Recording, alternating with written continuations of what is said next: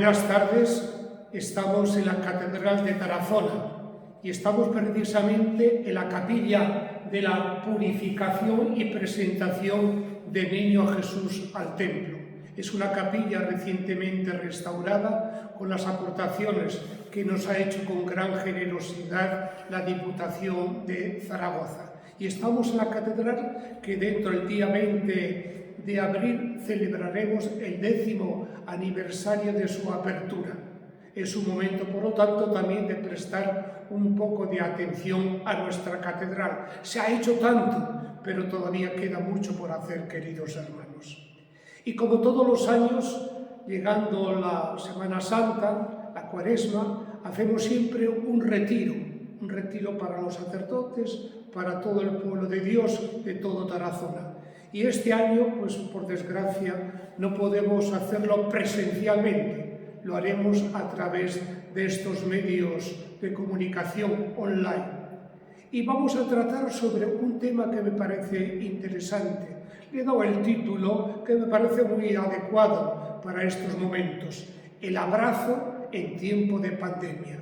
Y me voy a centrar en particular sobre la parábola del hijo pródigo. San Lucas, en el capítulo 15, nos habla de 3 parábolas maravillosas sobre la misericordia. Una es la oveja perdida, la dracma o moneda perdida y la del hijo pródigo. Yo me voy a centrar en esta del hijo pródigo.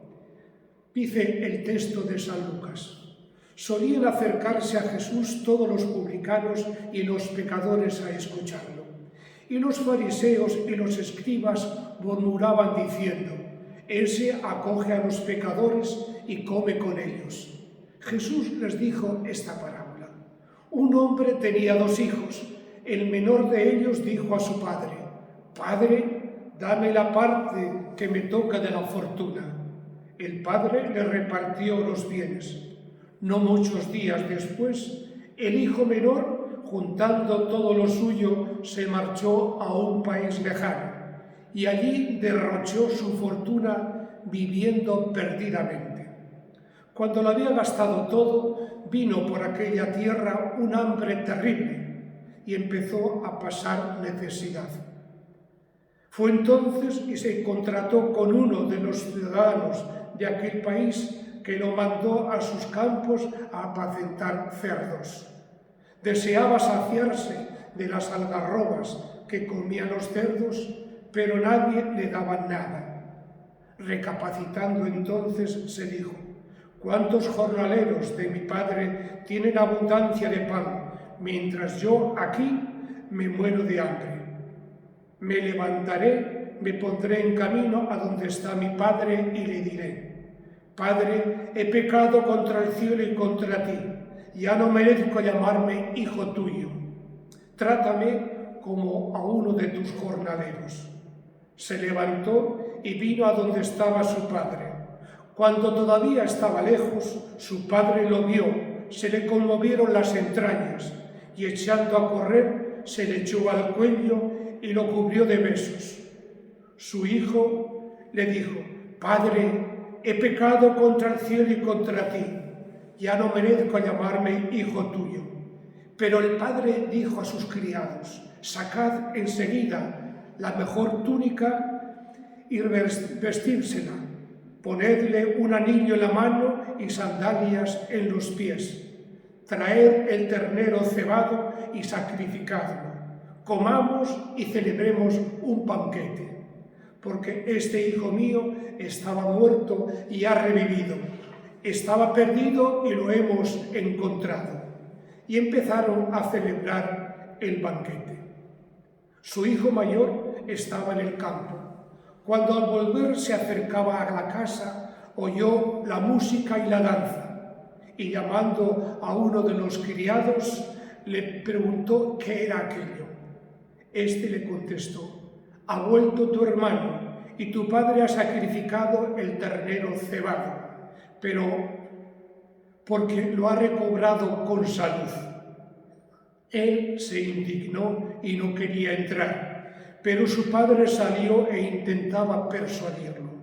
Entonces él respondió a su padre: «Mira, en tantos años como te sirvo, sin desobedecer nunca una orden tuya, a mí nunca me has dado un cabrito para tener un banquete con mis amigos. En cambio, cuando ha venido ese hijo tuyo que se ha comido tus bienes con malas mujeres, le matas el ternero cebado. Él le dijo: hijo, tú estás siempre conmigo y todo lo mío es tuyo. Pero era preciso celebrar un banquete y alegrarse, porque este hermano tuyo estaba muerto y ha revivido, estaba perdido y lo hemos encontrado. Esta es palabra de Dios. He pensado, para hacer más viva esta parábola, servirnos de este cuadro maravilloso que se conserva en el Museo del Hermitage de San Petersburgo, pintado por Rembrandt. Yo he tenido la fortuna, la gracia de poder contemplar en directo este cuadro 2 veces, y allí me he entretenido, he gozado, he disfrutado contemplando este maravilloso cuadro.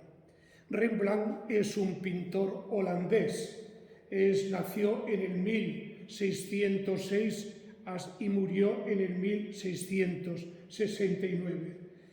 Y Rembrandt dice que quiso representarse en este hijo pródigo, en este hijo rapado, con el cabello rapado y arrodillado ante su padre, quiso representarse él mismo. Rembrandt fue un pintor famoso, muy famoso en Holanda, en Ámsterdam. A los 26 años ya era un poco, diríamos, muy conocido y también un poco creído y con un poco de arrogancia. Sin embargo, su vida gradualmente empezó a sufrir muchos golpes duros. A lo largo de estos 63 años vio morir a su querida esposa, a sus 3 hijos y a su segunda esposa, que murió en el manicomio. Sin embargo, después de haber perdido todo, pintó casi al final de su vida uno de los cuadros más hermosos, más intimistas de todos los tiempos, El regreso del hijo pródigo, en el que muestra de una manera sublime la respuesta a su sufrimiento, y es la misericordia, el abrazo de Dios Padre. Vamos a decir una palabra sobre la descripción de este maravilloso cuadro. Destaca en primer lugar la luz centrada sobre el Padre y sobre el Hijo menor. También aparece a la izquierda los 4 personajes un poco en la oscuridad, y esto para poner más en resalto la importancia de los 3 grandes personajes que hablaremos a continuación. La luz, yo diría, que emana del Padre y desciende hacia el Hijo pródigo. Hay que destacar el juego de los colores, la túnica roja del Padre, el traje roto, pero un poco dorado, del joven, del hijo pródigo, del hijo menor. Y luego tenemos el hijo mayor, que aparece con esta figura, con este manto también rojo, con barbas, con el bastón, y como mirando al Padre y al Hijo en una actitud, diríamos, un poco crítica, dura. Vamos, los rostros son muy importantes. En primer lugar, la mirada del Padre. Aparece como cansado, casi como ciego, pero llena de gozo y de emoción contenidas. La cara del hijo menor trasluce anonadamiento, petición de perdón. El rostro, en cambio, del hermano mayor aparece como rencoroso, como resignado, escéptico, juez. Y luego es importante el abrazo del padre al hijo menor. Es la centralidad del cuadro, el abrazo, el reencuentro entre el padre y el hijo menor. Y de este cuadro emana pues intimidad, cercanía, gozo, reconciliación, acogida. El padre estrecha, acerca al hijo menor a su regazo, a su corazón de padre. Y el hijo aparece como harapiento, casi descalzo, y se deja acoger, abrazar, perdonar. El padre impone con fuerza y con ternura las manos sobre el hijo menor. Son manos que acogen, que envuelven, que sanan. La mano izquierda, la mano izquierda sobre el hombro del hijo es fuerte, es musculosa. Los dedos están separados y cubren gran parte del hombro y de la espalda del hijo. Se nota cierta presión, sobre todo con el pulgar. Esta mano no solo toca, sino que también sostiene con fuerza al hijo. Es una mano con gran firmeza. La mano derecha, por el contrario, es una mano más fina, suave. Los dedos están cerrados, son muy elegantes. Se apoyan tiernamente sobre el hombro del hijo menor. Quieren como acariciar, mimar, consolar, confortar. Es la mano de la madre. Los pies del hijo menor, reflejan la historia de un viaje humillante. El pie izquierdo, fuera del calzado, muestra una cicatriz, al mismo tiempo que las sandalias del pie derecho están rotas. La ropa es vieja, de color amarillento y marrón, está estropeada y el personaje ha sido representado con la cabeza rapada. Sin embargo, lleva ceñida a la cintura una pequeña espada. El único signo de dignidad que le queda es el símbolo de esta vinculación con el Padre, esta pequeña espada.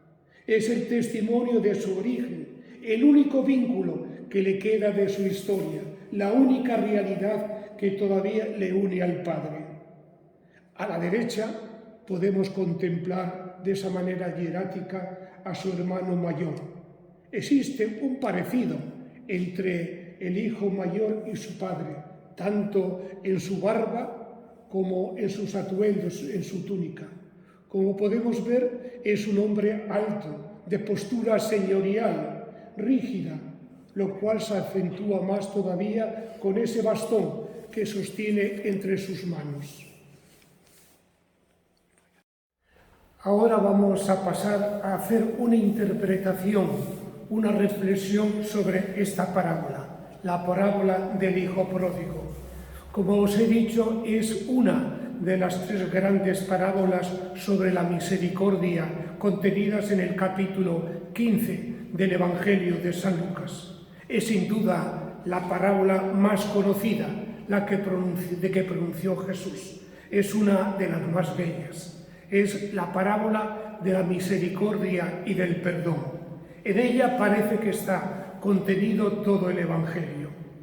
Es conocida como la parábola del hijo pródigo, derrochador, pero en realidad tiene tres grandes protagonistas: el padre, el hijo mayor y el hijo menor. Suele denominarse como la parábola del hijo menor, del hijo pródigo, pero tal vez podríamos también llamarla como la parábola del padre compasivo, reconociendo al Padre como el principal protagonista que nos invita al perdón y a la misericordia. Jesús ofrece esta parábola ante las críticas de los escribas y fariseos contra él, porque dicen que acoge a los publicanos y a los pecadores. Los publicanos o recaudadores de impuestos al servicio del Imperio Romano eran despreciados por quienes presumían de que eran los justos, los fariseos, y procuraban con ellos no contaminarse, no acercarse a ellos. Son justos, los fariseos significan separados, están lejos de los demás. De hecho, los fariseos, como digo, significaban que eran personas puras, separadas, inmaculadas. Jesús, en cambio, se acerca a los pecadores rechazados por quienes se quieren puros y les ofrece la posibilidad de rehacer sus vidas. La parábola, como podemos imaginar, se centra en una familia que vive una situación, diríamos, económicamente desahogada. Yo diría que hasta rica.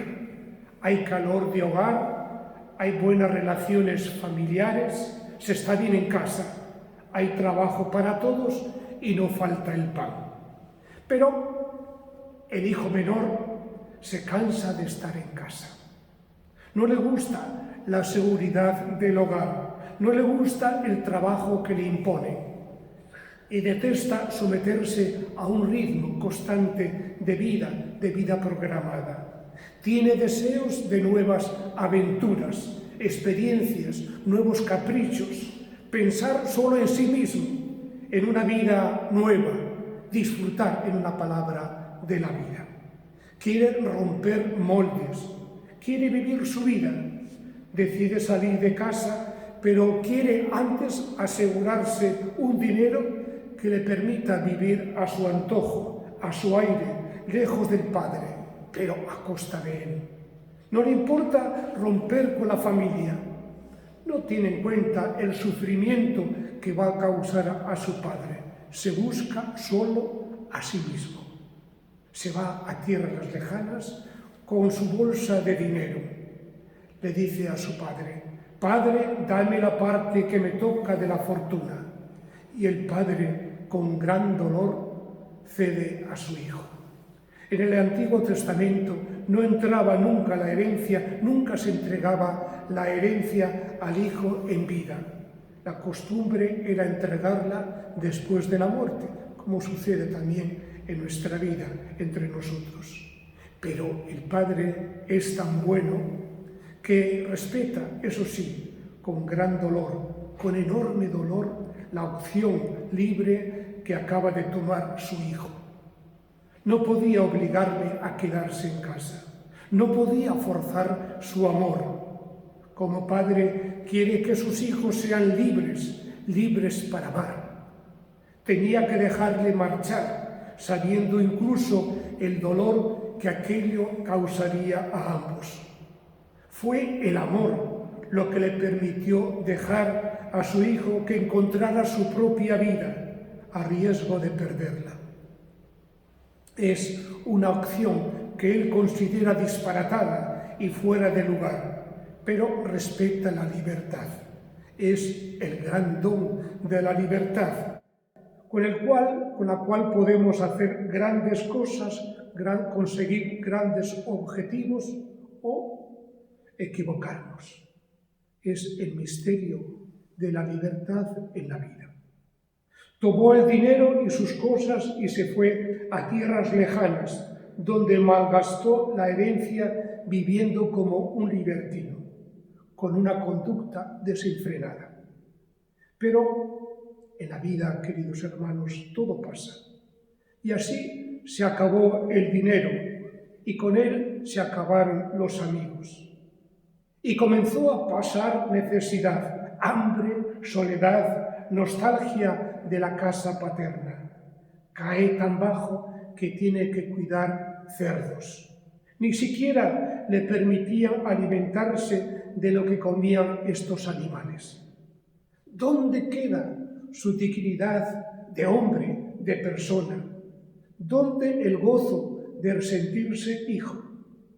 Reflexiona, recapacita, entra dentro de sí mismo y toma la decisión: me levantaré e iré a mi padre. No había olvidado que era hijo de su padre. Recordó y valoró el lazo que le unía a su padre. Recuerda y espera y confía que su padre todavía lo acoja, aunque como simple jornalero. No hay otro camino si quiere recuperar de nuevo la vida, una vida reconciliada, recrecida, si quiere recuperar su dignidad de hijo. El hijo menor, queridos hermanos, que despilfarra su herencia, representa simbólicamente toda ruptura del hombre con Dios, que trae como consecuencia ruina, pérdida de la dignidad de hijo, pierde todos sus bienes y acaba perdiendo hasta su propia identidad de hijo. Se siente indigno de llamarse hijo. Volveré a mi padre y le diré: he pecado contra el cielo y contra ti, trátame como uno de tus jornaleros. Sí, malgastada su herencia, su situación lo lleva a examinarse, a recapacitar. Decide volver y pedir perdón a su padre. Este examen de conciencia, el arrepentimiento, el propósito de cambiar son los 3 primeros pasos en este proceso efectivo de reconciliación con su Padre. Los otros 2 serán la confesión y la voluntad de reparación. Queridos hermanos, el hijo menor nos interpela acerca de nuestra propia vida cristiana. Tantos errores, tantas equivocaciones, tantos caprichos, tantas idas y venidas, tanto buscarnos a nosotros mismos, que es la raíz de los pecados, tantas mediocridades, tantas faltas, tantos pecados. Este hijo arrepentido es para cada uno de nosotros una figura simbólica de lo que puede también acontecer en nuestra propia vida cuando nos hemos alejado de Dios. Podemos alejarnos de Dios, pero también nosotros podemos arrepentirnos, podemos cambiar si confiamos en la misericordia de Dios. Dios mismo nos ofrece la oportunidad de recapacitar en nosotros mismos, de volver de nuevo a Dios.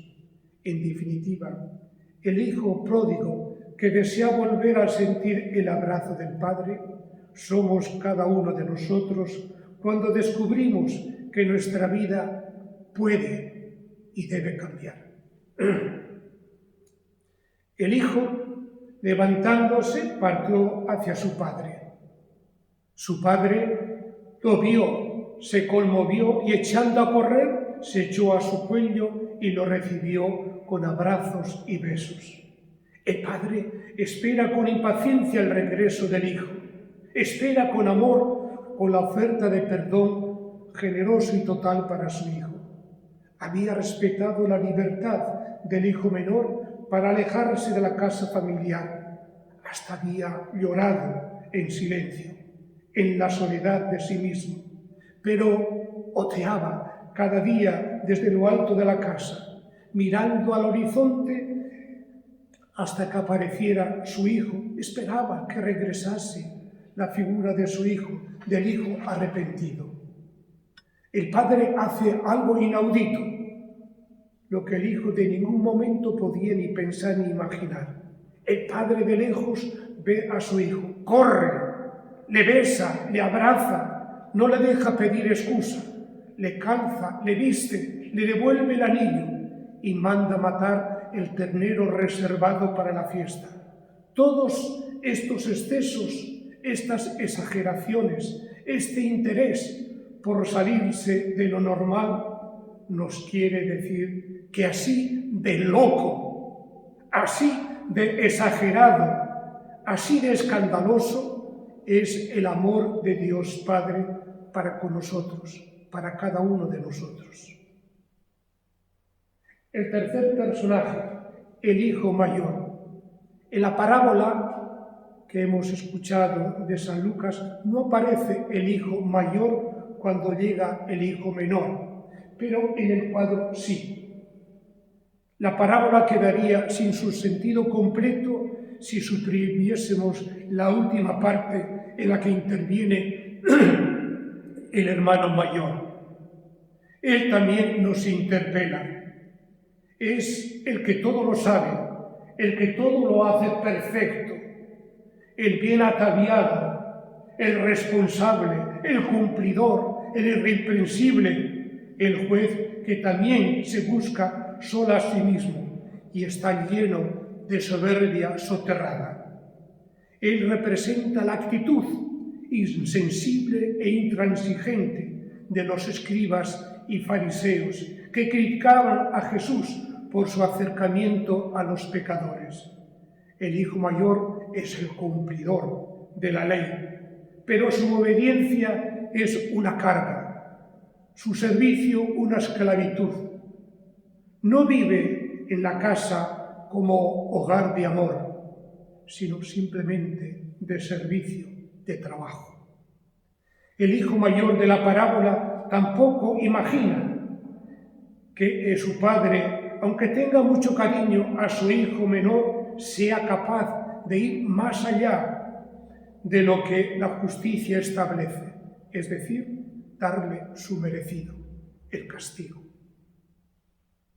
Por eso está lleno de resentimiento, se niega a participar en la fiesta, no ve al hijo pródigo como hermano y reprocha a su padre la acogida que le ha brindado, mientras que a él, que siempre se ha portado bien, nunca le haya premiado. Le dice: hace muchos años que te sirvo sin desobedecer jamás a tus órdenes, y nunca me diste un cabrito para celebrar una fiesta con mis amigos. Pero llega este hijo tuyo que ha gastado tus bienes con prostitutas y le matas el ternero gordo cebado. Todos, queridos hermanos, también podemos vernos en este hijo mayor, en pensar solo en nosotros mismos, en entristecerme porque a otros les vaya bien en la vida, pero peor aún, llenarnos de enojo, de rabia, porque otros que son diferentes a mí, y tal vez hasta peores, sean admitidos en lugares preferentes, distinguidos en la sociedad o en la misma Iglesia. Todas esas actitudes excluyentes me hacen olvidar que Dios es Padre de todos y me impiden disfrutar de la alegría de fiesta que se siente por el triunfo del amor de Dios Padre en la historia personal, en la historia de nuestras familias, de nuestros conocidos, de nuestros vecinos. Sí, todos y cada uno de nosotros podemos sentirnos como el hijo menor, el joven, pero también podemos sentirnos como el hijo mayor, o podemos ser ambos en distintos momentos de la vida. Frente a la actitud y comportamiento de estos hijos está la bella figura del Dios Padre que nos presenta Jesús, tan nueva que resulta escandalosa para los fariseos de todos los tiempos. Dios Padre, fiel hasta el final a ser Padre, con una misericordia incondicional, abierta, ilimitada, que no solo se vuelca sobre el Hijo arrepentido, sino también sobre el intransigente Hijo mayor. En este sentido, la parábola sintetiza el núcleo del mensaje de Jesús. Las puertas del reino de los cielos se abren al pecador arrepentido con la magnanimidad, con la generosidad y misericordia propia de Dios. Dios es un Padre infinitamente misericordioso. Él espera que el pecador recapacite y se arrepienta. Siempre está dispuesto a recibirlo y a perdonarlo.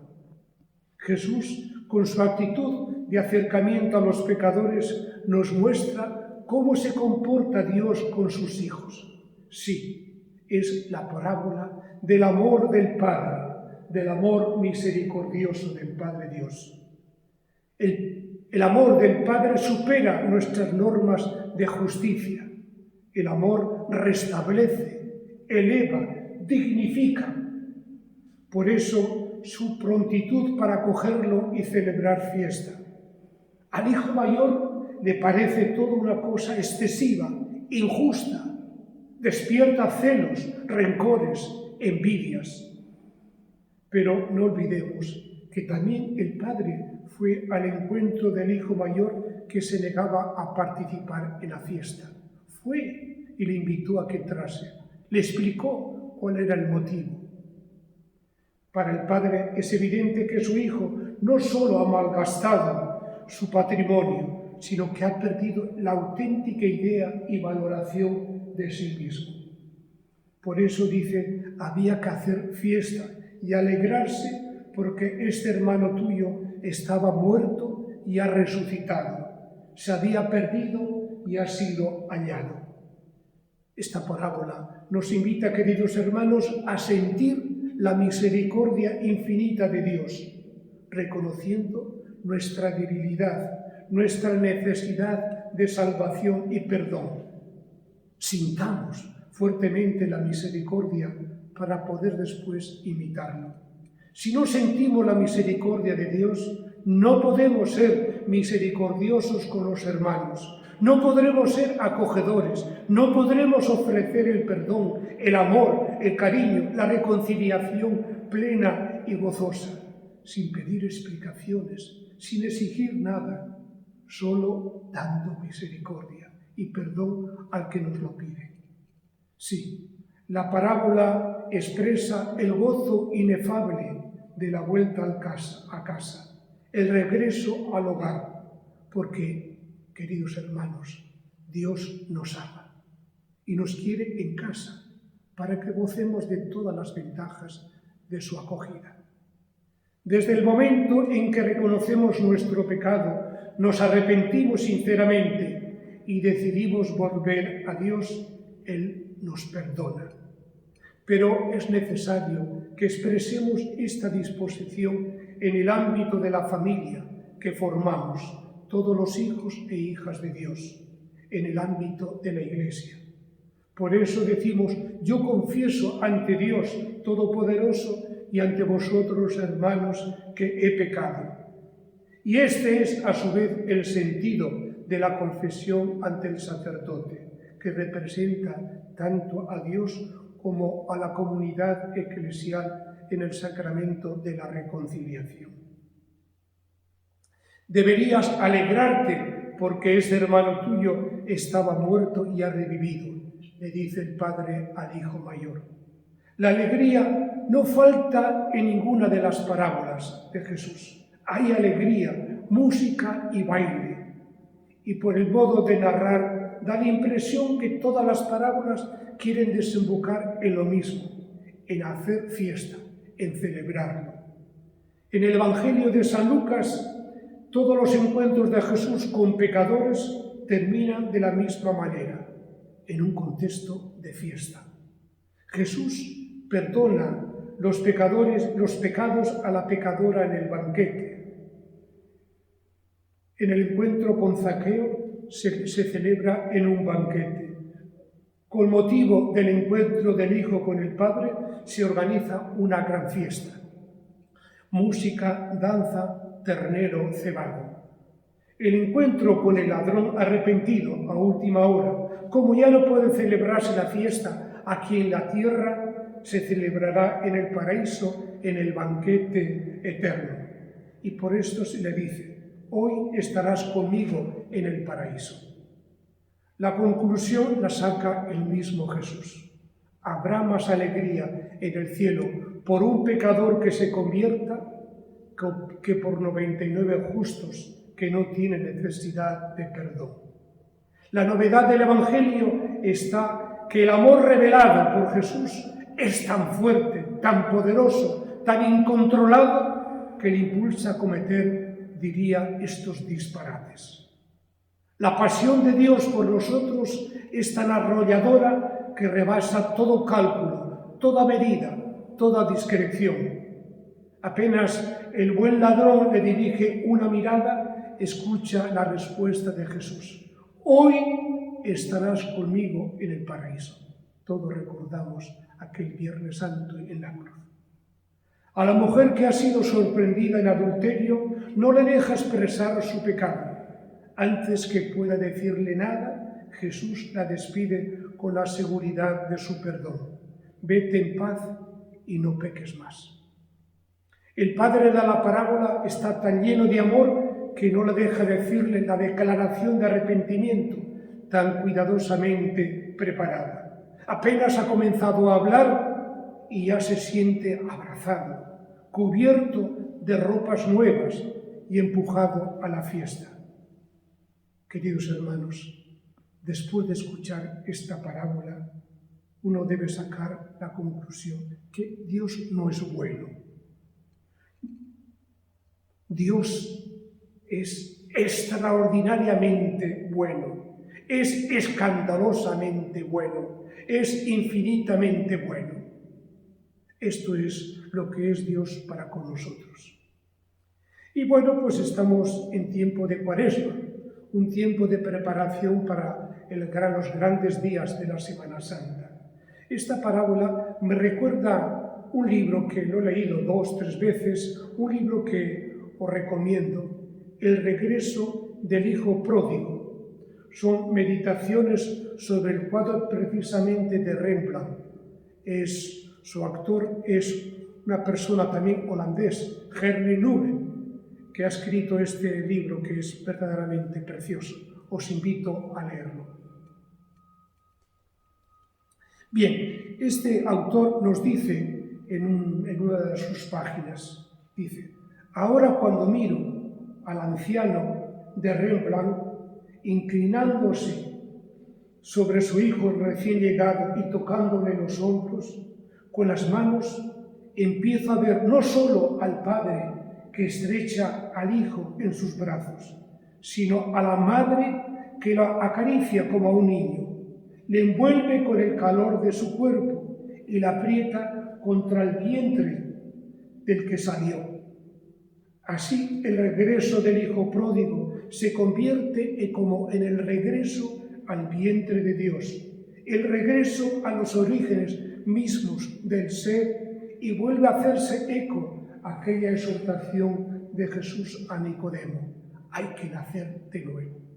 Todos tenemos que nacer de nuevo en este abrazo cariñoso de nuestro Padre. Con esta reflexión, queridos hermanos, hemos recordado uno de los objetivos importantes de la Cuaresma, que es la conversión. Todos tenemos que convertirnos, comenzando por mí. Es el regreso a nuestro Padre Dios. Así como el hijo menor, muchas veces vamos por la vida malgastando los bienes y gracias que tenemos y que Dios nos ha regalado con tanta generosidad. Muchas veces somos egoístas. Es el pensar solo en nosotros mismos, en nuestros gustos, en nuestros placeres. Es el pecado del egoísmo. Y esto hace que nos alejemos de la casa del Padre, del amor del Padre. No es nada difícil identificarse con ese hombre que busca su felicidad lejos del Padre, lejos de su hogar. Al comienzo todo parece marchar bien: dinero, amigos, placeres. Los problemas vienen cuando uno siente que se ha equivocado en lo esencial, en su propia vida. El hijo pródigo experimenta vaciedad y humillación, pero no solo eso, sufre sobre todo la sensación de soledad, de tristeza. Se ha ido enredando en ese mundo de ilusiones, de deseos, y ahora se encuentra totalmente arruinado, desnudo, sin libertad interior, solo, vacío, sin amigos. Es la experiencia que tal vez hayamos pasado muchos de nosotros. ¿Dónde quedan mis sueños, mis ilusiones? ¿Qué he hecho con mi vida? ¿Para qué? ¿Y por qué he trabajado tanto? ¿Le importo en realidad a alguien? ¿Me han querido alguna vez de verdad? Entonces todo se vuelve oscuro y sin sentido. Nada merece la pena. Pero es precisamente este verse perdido lo que hace reaccionar al joven. De pronto ve con claridad a dónde le está conduciendo el camino que ha elegido. Seguir en esa dirección es caminar hacia la autodestrucción, hacia su perdición, hacia el vacío, hacia la vida sin sentido. Es entonces cuando la persona puede escuchar, aunque sea muy débilmente, una voz que hace tiempo había olvidado. Tengo un Padre esperándome. No está todo perdido. Hay alguien que me comprende, me quiere, me perdona sin límites. Es el Padre, es Dios, Padre y Madre misericordioso. Es el Padre y la Madre que nunca se cansan de esperar. Pero también puede surgir, nos puede venir algunos miedos, algunas dudas. Ya es tarde. En el fondo siempre he sido un desastre. Soy una carga para todos. No puedo cambiar, no me afectarán mis padres. Tampoco Dios me puede afectar. Diría que al final todo se juega en un acto de fe y de confianza. Recordamos cómo Judas traicionó a Jesús por unas monedas. Pedro también lo negó delante de aquella mujer. Los dos eran hijos perdidos. Judas no supo aceptar de que seguía siendo hijo de Dios y se ahorcó. En términos del hijo pródigo, vendió la espada de la filiación. Pedro, en cambio, en medio de su desesperación, reanudó su filiación y volvió llorando. Judas eligió la muerte, Pedro eligió la vida. Judas buscó la noche, Pedro buscó la mirada cariñosa, compasiva de Dios. Sí, o me dejo llevar por un sentimiento oscuro de desconfianza y me hundo en la propia culpabilidad, en la miseria, o dejo que la confianza de Dios invada plenamente mi vida y vuelva a Él. Cuando uno se siente perdido en la vida, las preguntas que pueden venirnos son: ¿quién soy yo? ¿Cómo he llegado a esta situación? ¿Quiero realmente recuperar mi dignidad de cristiano, de católico, de persona? ¿Deseo de verdad sentirme perdonado y comenzar una nueva forma de vida? En medio de esta incertidumbre hay una cosa, queridos hermanos, siempre segura, y es el perdón de Dios. Perdón que sana, que restaura a quien se acoge a Él con fe y con confianza.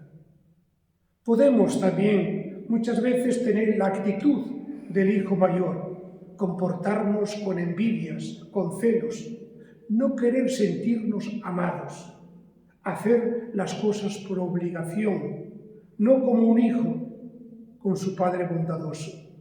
Es importante, queridos hermanos, que nos sintamos amados por Dios, porque realmente Dios nos ama y quiere que regresemos a Él con amor, a su infinito amor.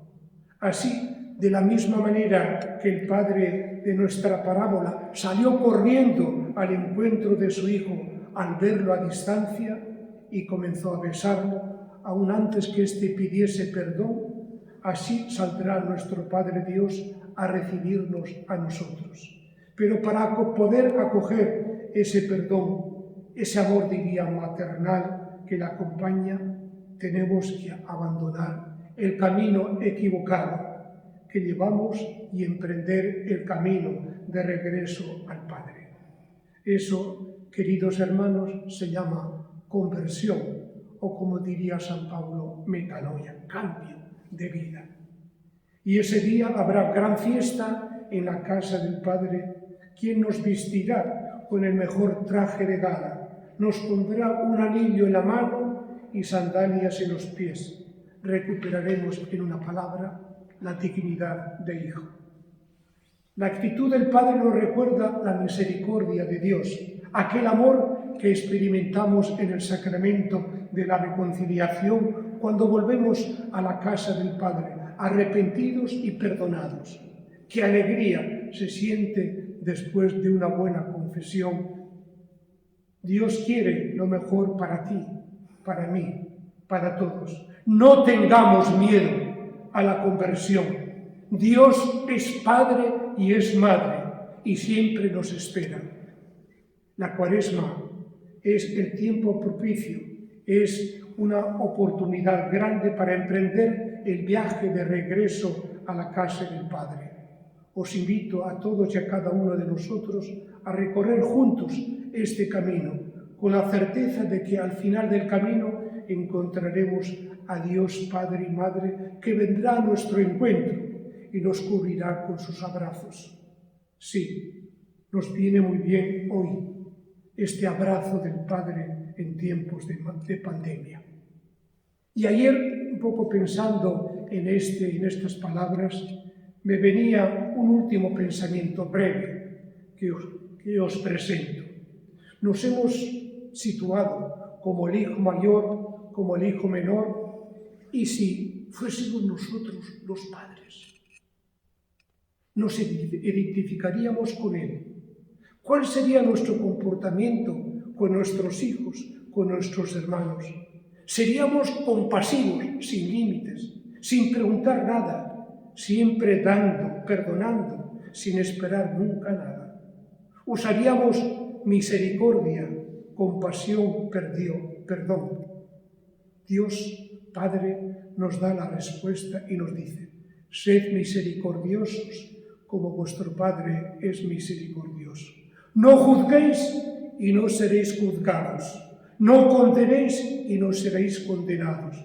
Perdonad y seréis perdonados. Dad y se os dará. Con la medida que midiereis, así seréis medidos vosotros. Queridos hermanos, este es el mejor abrazo, el gran abrazo que podemos dar a nuestros hermanos. Este es el mejor abrazo de Dios en este tiempo de pandemia. Que esta breve reflexión nos ayude a todos a volver a nuestro Padre Dios. Gracias por esta escucha.